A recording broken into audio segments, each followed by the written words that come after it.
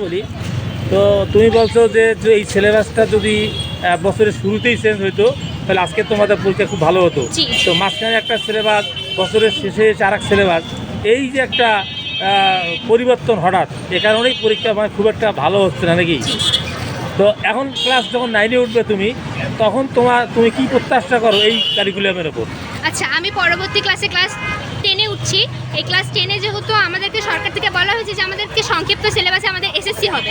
এখন যদি আমাদের সংক্ষিপ্ত সিলেবাসে এসএসসি হয় তবে আমরা আশা করছি ভালো রেজাল্ট করতে পারবো, কারণ ক্লাস 9-10 মিলে কিন্তু আমাদের একটা পরিপূর্ণ সিলেবাস মিলে আগে আমাদের এসএসসি হতো, কিন্তু আমরা 9-এ যেহেতু এই সিলেবাসটা পাইনি, তাই আমাদেরকে ক্লাস 10 শুধু 10 পড়ে আমাদেরকে সংক্ষিপ্ত সিলেবাসে পরীক্ষা দিতে হবে।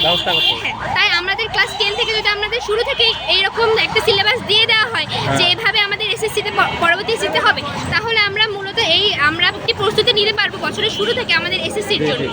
আশা করছি আমাদের এসএসসি পরীক্ষাটি সংক্ষিপ্ত সিলেবাস হয়ে আমরা এসএসসিতে ভালো রেজাল্ট করতে পারবো। ঠিক আছে, তোমাকে অনেক অনেক ধন্যবাদ। ভালো পড়াশোনা করো।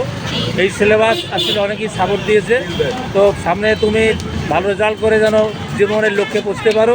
তো ধন্যবাদ, আজকে পর্যন্ত।